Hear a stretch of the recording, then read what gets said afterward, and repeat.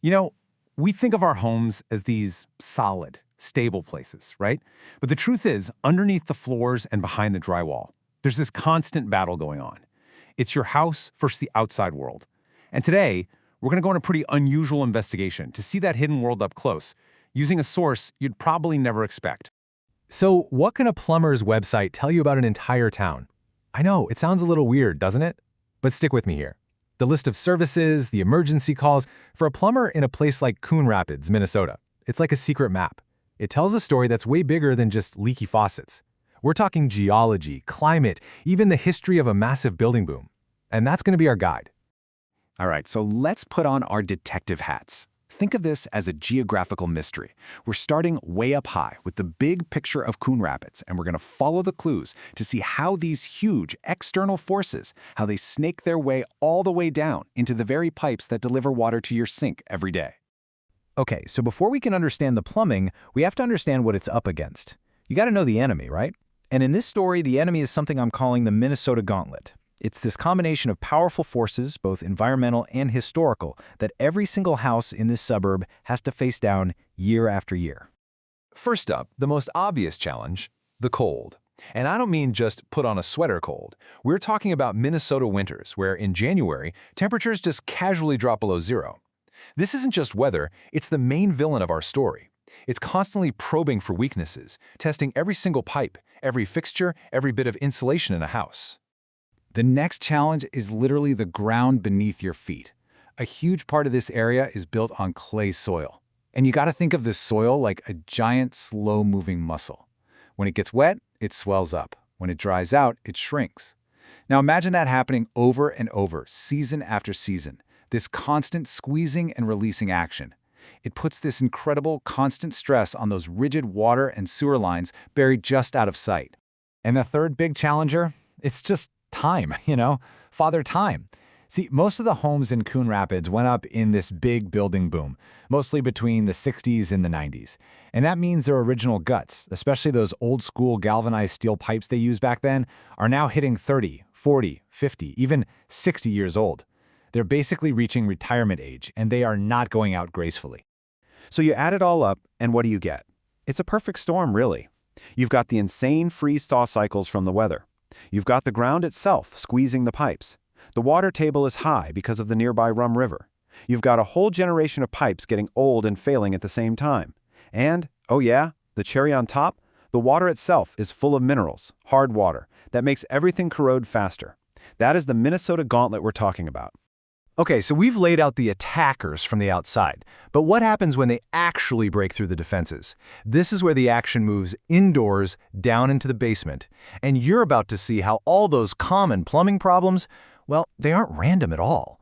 They're the totally predictable footprints left behind by that gauntlet. This is a perfect example of cause and effect. Let's talk about a burst pipe. So picture this, it's a brutal sub-zero night. It finds a weak spot in an older home, maybe one from the 70s without great insulation. The water inside a pipe freezes solid, and as it freezes, it expands with incredible force. Crack! The pipe gives way.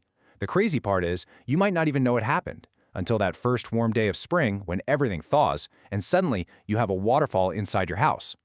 And this is where it gets really cool, because you can start to decode this stuff like a doctor reading a chart. Look at this, a flooded basement in spring. That's not just bad luck, my friend. That's the high water table getting supercharged by all the melting snow. Constant sewer backups? Classic sign of tree roots finding their way into those old, brittle clay sewer lines. And that leaking water heater? That's the hard water winning its long war of corrosion. Every single symptom, it points right back to one of those gauntlet challenges.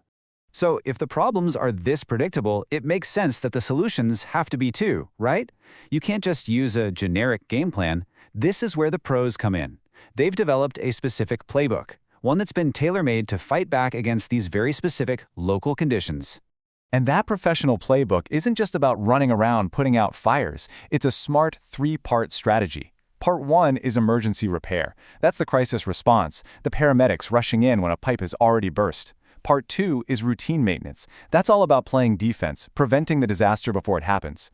And Part 3 is system upgrades. That's about modernizing, about reinforcing your home's armor so it can handle the gauntlet better next year.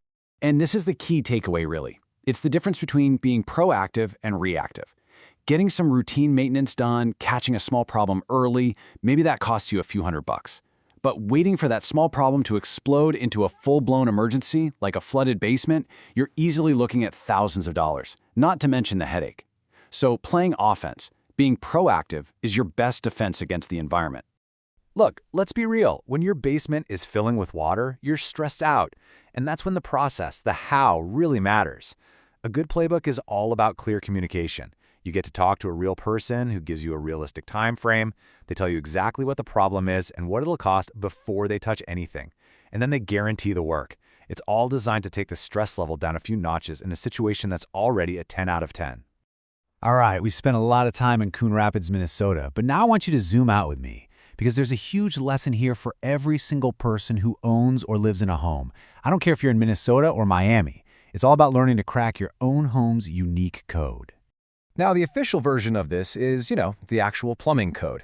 And it's so easy to look at that stuff and just see a bunch of bureaucratic red tape, right? But it's not. You should think of the Minnesota Plumbing Code as a library, a collection of hard-won lessons. Every rule in there exists for a reason, and that reason is to protect homes from the exact problems we've been looking at. And here's why it actually matters in the real world.